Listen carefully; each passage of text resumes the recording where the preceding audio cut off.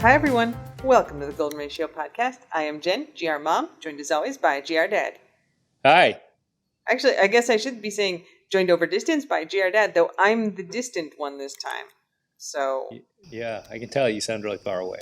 I do not. But you do make that joke every single time I say that we're recording over distance. No. Do I? Yeah, you literally made it like last week. I take it all back.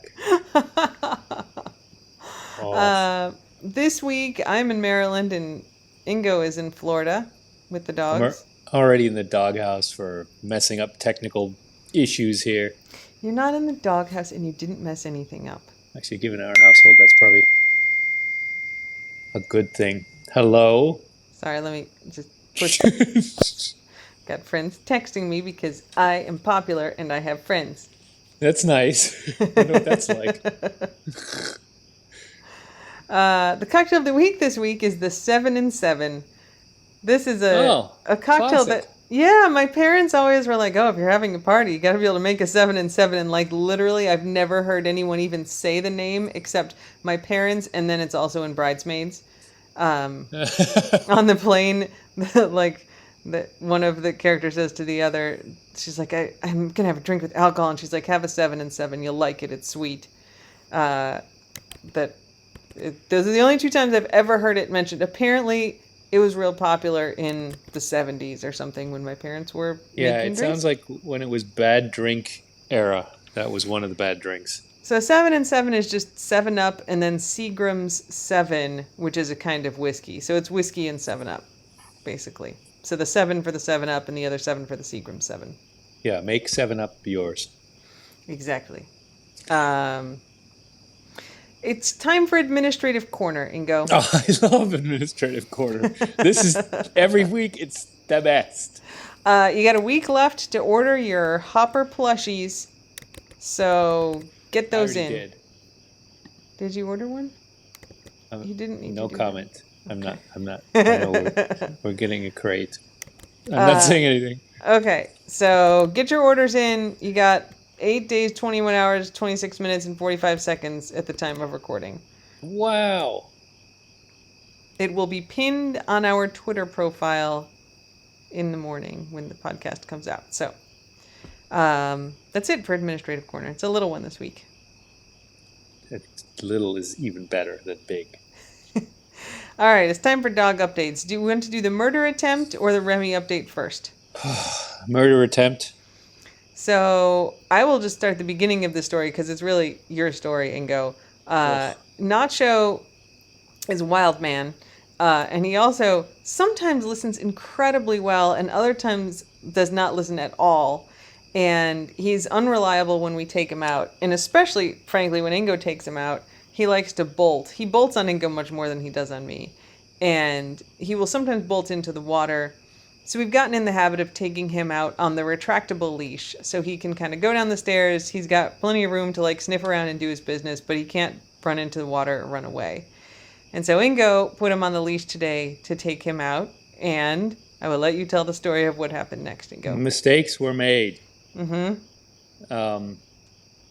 He and Venk rile each other up about, surely there are lizards out there. Dude, there are lizards. We got to go outside because there's lizards. So they both stand at the door. So I put Remy on his leash because I didn't have time to... Nacho. I put Nacho on his leash because I didn't have time to deal with him getting wet and, swimming halfway to the neighbors to look for the lizard, blah, blah, blah. So I go about halfway down the stairs with him at my feet, just holding the leash really tight. And then I'm like, all right, you can go down, you can go out to the, to the grass. So I unlocked the leash, right? Mm-hmm. And he just brown blur downhill and around the corner. So he basically, I was like 3 steps from the bottom of the stairs, just pulled me around the corner. And I just raked my knee on the railing, which has kind of a sharp corner.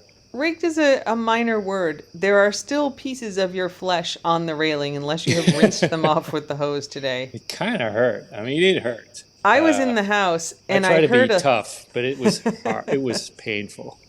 I was in the house. You guys had gone out, and I heard a big kind of bong thump, and That was my I, kneecap. yep. And I was like, I should go out and check. Now I will note that like I was in class last night, and my class went from like 7:40 to 9:40, and I'm in class, and I hear Ingo yelling angrily out No, in the I main room. was dumbfounded, but I wasn't angry.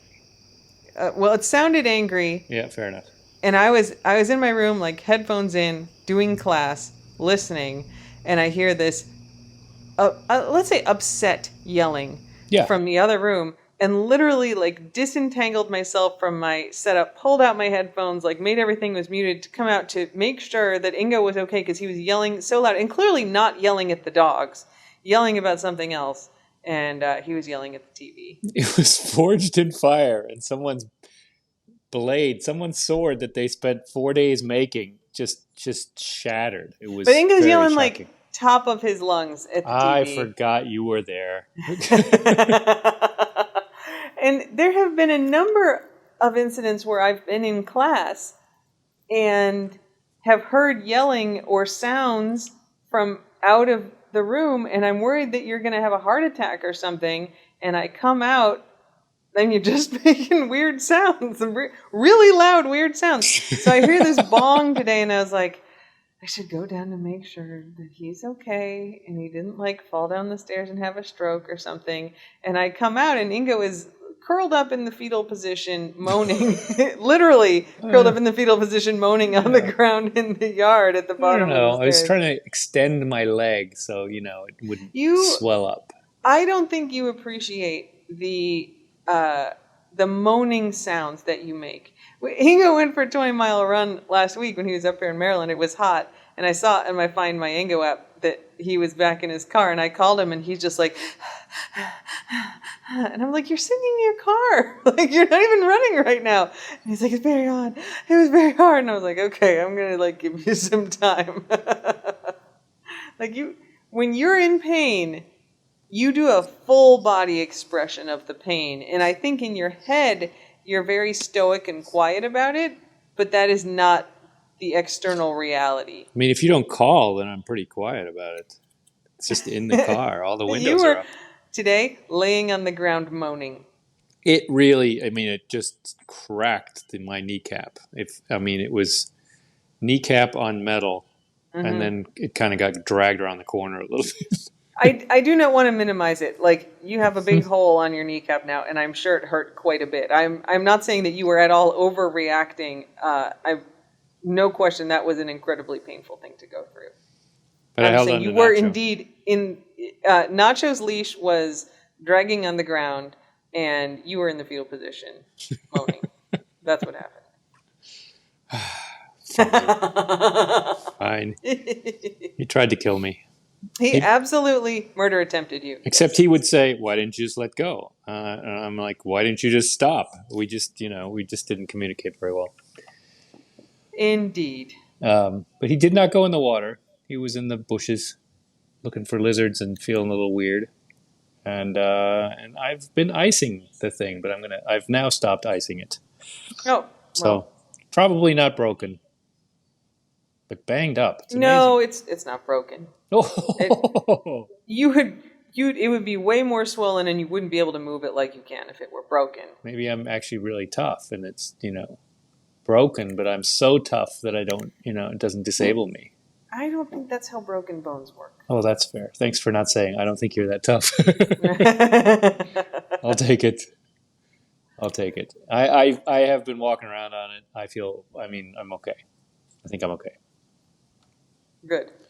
Yep. So, but murder attempt. Yeah, he's so now I just keep him real close on the leash down, and I don't give him extra space to gather momentum before he turns that corner. Yeah. Oh, it's all momentum. But, I mean, your impulse is right. Like, you do have to be willing to drop that leash, because sometimes he sees a lizard, and then he'll just, from midway down the stairs, leap the rest of the distance. Oh, he's amazing. He really will just throw himself, and you got to be willing to let go of the leash and just let the chips fall where they may, because otherwise you're going to die. you Yeah, know? yeah. The leash may not work then. I mean, it may just not be worth it, given his flinging propensities. I don't know. I mean, I don't have problems with it, but he and I have a little more of an understanding. He Like, ignores me. He yeah, obviously has bonded with you and not me. he knows that I always win, I'm going to so he has to increase do what snacks. I I'm say. going to try increasing snacks. I don't do a lot of snacks, but hey, Well, this guy doesn't seem to care.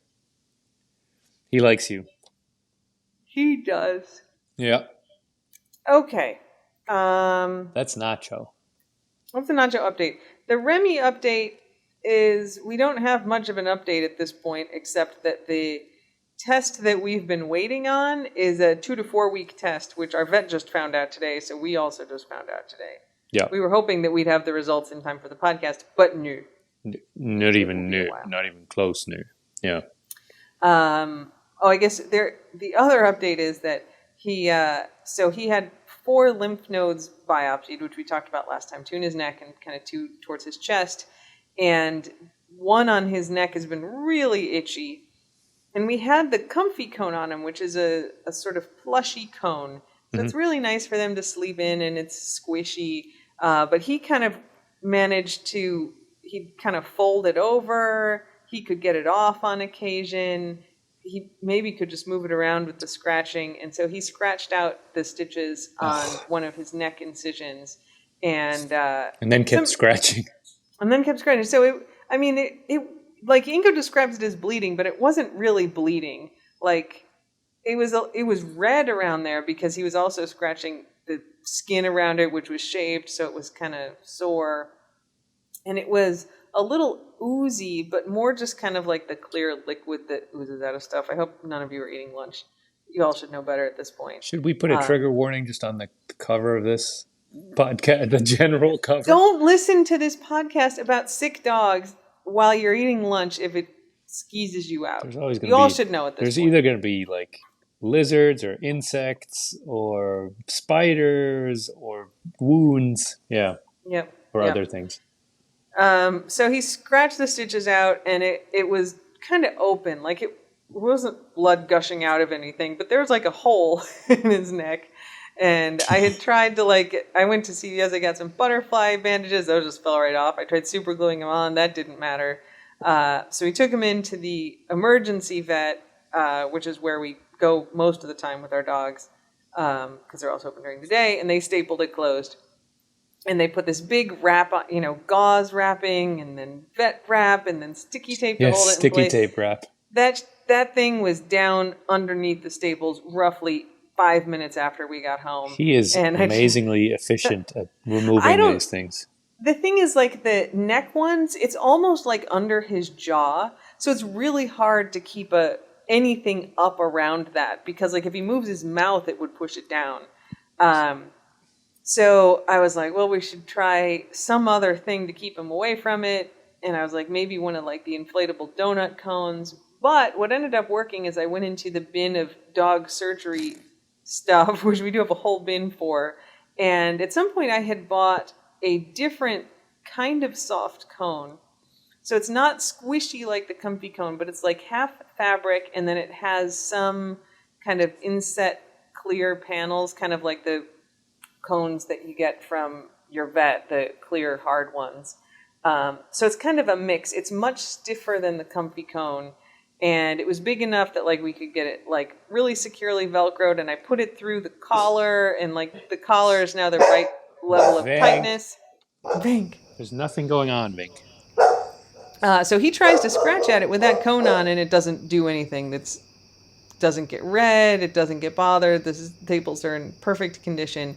So this new cone has been a real win, and it's it lays flat when he lays on it because it's like a bunch of segments, so it's perfectly comfortable for him.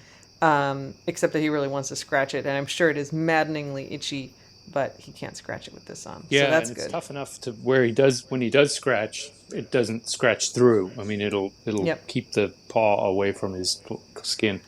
Yeah, the fact that the panels alternate see-through and not see-through means he can see through it. There's light. I mean, it just does seem lower maintenance even than the original comfy cone, which is just kind of that thick plastic all the way around, thick, cushiony material all the way around. Yeah, I mean the comfy cone's really good for like, if Vink has a hot spot or something and you just want to make it hard for her mouth to get to a thing. Where it's like I don't really want it to be stiff and I don't want it to interfere with anything. I just want her to not be able to reach it. But for this where we're really trying to protect up around the face, it's really nice to have this cone. So that's the Remy update. So in 2 to 4 weeks, we should get some more data on the state of his lymphoma and see where we go from there. Yeah, we did have him. I did have him in the vet today to take out the stitches that were take-outable out of two of the ones, and then one of the other scars hadn't completely healed, so he actually has some staples in there too. So I think he's up to about 11 staples altogether. No flying on planes with him. He's going to set off the metal detector. The worst thing is he can't swim, right? He does like to swim and float around. So, well, and then that's not being able to chomp and be chomped by Nacho right now hurts both of them. Yeah. Nacho is missing his favorite chew toy. It's very sad for the both of them. He occasionally has had to just bite Guac in the butt to see what happens. And mixed results. He did jump on Guac's butt today. Yeah. Sometimes Guac's into it, but just as often Guac's like, "Why are you chomping me in the butt? I'm taking my hork and I'm going somewhere else." Wow. All right, so that's it for dog updates. Unless Ingo, you have any specific dog updates to add? Nothing specific. No. Okay. Good. I don't have anything under ramblings this week. What? Okay, we'll skip it. Taste of the Keys. It's a short one, but it's a good one. Man arrested after fleeing on US 1. I mean, right there, it's a classic. Oh, it's a callback to all the... Don't try to flee down US 1 or anywhere in the Keys because there's nowhere to go. You're going to get caught. A 43-year-old Miami motorist who fled from deputies while reaching speeds in excess of 100 miles an hour was arrested on Monday. Raul was charged with DUI, fleeing and eluding, and reckless driving. The sheriff's office was notified of a northbound speeding on US 1, but I assume they mean a northbound motorist or car or dude speeding on US 1 near mile marker 84 at approximately 5:18 p.m. Deputies spiked the van's tires near mile marker 99 after the van did not stop. Raul was the driver and sole occupant, and he admitted he had been drinking. Raul was taken to jail. Don't talk to the cops, Raul. It's Shut the Fuck Up Friday, Raul. I mean, that's true. Don't admit you've been drinking. You did get spiked, so you're kind of screwed. I mean, you were being an idiot. It's clear that regardless of your inebriation or not. Weren't you driving up the Keys and you saw what you thought was someone got spiked on the bridge? I saw a car get spiked. On the 7 Mile Bridge. Yeah. I was on the 7 Mile Bridge and there was a car and it had gone over spike strips and it was kind of pulled off to the side and we were trying to get around it. I saw nothing in Conch Life about it. So, and that could have been freaking Deputy Hradecki. The 7 Mile Bridge is his territory. It's his domain. Yeah. I didn't see anything about it, though. It's just too bad. So, yeah, I was very excited. I called Ingo and I was like, oh my God, I just suspected it. Oh, yeah. Sorry. I don't have any updates on that one. Yeah, well. Okay, it's time for German Word of the Week and Ingo Corner. Okay. So, turning the podcast over to you, Ingo. I can't always combine these so elegantly like I did once, so I'm just going to do a German word. Yeah, that's good. The German word of the week is, apropos of nothing, by the way, Kadavergehorsam. Okay, just like cadaver. Obedience. So it's cadaver with a K. Didn't we do this word? Did we? Check the wiki. I'm checking the wiki. We just did a word related to cadavers, I think. What? All right, hang on. I got to go down to the end because they're in like chronological order. I did. Yeah. Thanks for the wiki, by the way. The listener or the fan who's updating the wiki is doing valuable work. It's cadaver with a K. It is. Right? Yes. July 23rd, 2020. So it wasn't that recent. Ah. Cadaver Gehorsam. Oh, there you go. Blind obedience, following directions unto death. Episode 131, Return to the Tropics. Look at that. I'm better than I thought. I mean, it's a great word. Yeah, it is. Cadaver-like obedience. But anyway, there's a whole... Well, we did that July 23rd, 2020. Fair enough. So I'm just going to change to Laban, which is the German word. L-A-B? L-A-B-E-R-N. Laban, laba, which could be onomatopoeia. It kind of means blathering. Oh. Like, just... Are you saying something about me? No. Apropos of nothing. Laber nicht so, which just sort of means, don't just stop just BSing or just stop just talking. But it means kind of talking without much substance. But then you do say laba, like yada, yada, yada sometimes. That's interesting. To describe someone's blathering. Laban. Yeah, I don't know the origin of it. There's a character on Arrested Development, which is not a show that I watch, but I just know this little factoid. The lawyer? Bob Loblaw. Yeah, who has the law blog. So the Bob Loblaw law blog. And it kind of sounds like that. There actually is a dude. What is the podcast I listened to that had Bob Loblaw, and it was actually the guy's name? You need Bob Loblaw. And they had Bob Loblaw. I think it was on like a Y2K podcast or something. But they had to do a whole thing, and they're like, yes, Arrested Development, yes, the Bob Loblaw law blog. No, I'm not that guy. Yes, that's actually my name. I think it was a Y2K podcast. Bob Loblaw. Bob Loblaw. Well, yes, this is it. Okay. 20 years later, a Y2K skeptic reflects on millennium hysteria. David Robert Loblaw, a former computer programmer. Oh, he's not a lawyer. No, okay. No. He's a programmer who is like, Y2K stuff was overblown. He was, well, that's because we fixed it. Yeah, I mean, that's an interesting debate, argument. Right? Yeah. There's a real debate, because the argument is like, people are like, nothing happened. They told us all this stuff was going to happen. Nothing happened. And all these people are like, that's because we spent like years working really hard on fixing this stuff. And certainly there was stuff to be fixed.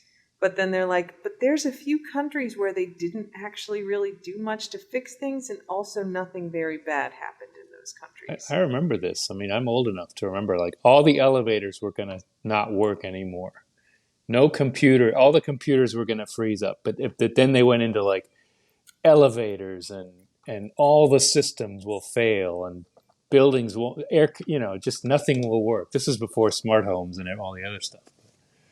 Yeah, it was, did you see Y2K, the made-for-TV movie that came out in 1999? I don't know that I did. But planes were going to fall from the sky. That was the other thing. Planes fall from the sky. All the nuclear reactors are going to melt down, and the world is going to end, kind of thing. And like there's a great podcast about it, which is I think called Y2K. It's by the guy I think who did Missing Richard Simmons. So you can track that down like that. Oh yeah, is the series called Missing? Maybe. No, that's something else. Okay, never mind. Anyway, Missing Richard Simmons. So, yeah, like there was a thing where like in Britain, like before Y2K, they kind of hit the bug early for some reason, and like all the ATMs stopped working, and then they had to fix it. So it's not, I mean, I don't think there's any argument that like nothing would have glitched and broken if we hadn't spent all of that time and money fixing stuff. Like it would have needed to get fixed. I think the argument is more like, planes are going to fall from the sky and everything's going to blow up. Like, it may not have actually been that bad. if we hadn't done all of this stuff. And yeah, so he's a person who's like, this was all really overblown. Interesting. Yeah. Hard to know. We didn't do a control group. Well, that's the thing. Like, there's a couple countries where the government didn't spend any money. They didn't pay, like, the U.S. had, like, huge budgets and massive contracts to work on all this stuff, and lots of countries did. And there's some countries where they didn't do anything. So they still got, like, Microsoft and everybody was issuing patches. So it's not like they got nothing. But they didn't do this big infrastructure they didn't do any testing, they didn't spend any money, and nothing. Yeah, but is it countries that had no electronic infrastructure anyway? If they don't have planes to fall out of the sky or nuclear reactors. I think one of them was Italy. Okay, never mind. Okay, so the podcast is Headlong, Surviving Y2K from Pineapple Street Media. It's great. The guy who does it has done like I said, he did Missing Richard Simmons, which is now called Headlong, Missing Richard Simmons. So he's really interesting, and it's this kind of mix of like Y2K stuff plus his like some personal stuff from him. Surviving Y2K, totally worth a listen. I am not educated enough to speak with authority on the Y2K bug issue of like what was the proper level of hysteria. But it's worth a listen, and it's got people from all sides of it, and it doesn't really push an argument either. But it's pretty interesting. I very much enjoyed it, and I like the guy Dan Taberski. Blah, blah. Dan Taberski, who's the podcast host. Blah blah blah seems fine. So there you go. I guess that was some rambling. It sort of was about Laban, so we did some Laban about it. Yeah, we sure did. We labad about Laban. La blah Laban. Blah blah Laban. There's a YouTube video about German compound words, which I may have mentioned on the podcast before. So it's about a woman, Barbara, who has a stand that sells rhubarb. Rababa. You mean Rababa. Rhubarb Barbara's rhubarb bar. And they're like, in rhubarb, Barbara sells rhubarb at her rhubarb bar to the barbers. And like, it all sounds kind of funny in English, and it sounds just like the same syllables over and over and over again in German. And it gets really long. And there's a YouTube video, and they show just like the rabababa, like scrolling across the screen with this like 800 character German word. So you can look that up if you want. Your pronunciation of the R's is very good. That's good in there. Yeah. Thank you. But I guess you knew that, but still. No. You don't need me to tell you. I'm awesome. profoundly insecure about the accuracy of my pronunciations in German, so I very much German appreciate pronunciation is very good. So I just sound like an idiot, because it's not like, oh, that's an American with a terrible accent. Like, that's a pretty decent accent, and that person talks very slowly and uses dumb words. Well, I mean, what do you want to be, a German idiot or an American who doesn't speak German? I mean, you got your choice. Fair German. There's plenty of Germans who speak slowly and don't use big words. So there you go. You're in good company. They'll be my friends, I guess. Yeah, you want to be the smartest German? Kind of. Right away? I guess that's true. I mean, yeah, is that a choice? Then yes. Then yes. Well, that's a different ticket. Yeah. You got anything you want to put in on Ingo Corner? This is your chance to talk about whatever you want, and I'll only occasionally say if it's boring. No, I hope everyone's having a good back-to-school time, and maybe we'll get back into a normal rhythm, and I hope that everything goes smoothly for the transitions. Yeah, you guys, next week you get your new COVID booster with the BA4 and 5 variants in it. I'm incredibly excited about this, and you should all go get it, because it's going to keep you from getting sick, probably, and it's going to maybe make it so eventually in like 6 months I'll be able to go inside again with other people. Yeah, and I hear it gives you superpowers.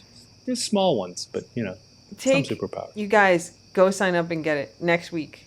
It's going to be out next week. Do it. Get superpowers, and also don't get COVID, which is You'll be able to speak to dogs. Yeah, I mean, I do that anyway, but maybe I'll be Not better understand them, but you'll be able to speak to them at them. We speak at them all the time. Yep. All right. Well, get your booster, and until next week, Slava Lava lava. Slava Ukraini, and don't bite anyone unless they ask you to. Don't bite it. We haven't had a biting incident in a while. I'm going to bite someone just to start the industry back up. Only but if don't they- bite anyone unless they ask you to. Only if they ask you to. It's a better story if they don't clearly know what I'm going to bite them. But anyway, go ahead. Goodbye, everyone. Bye.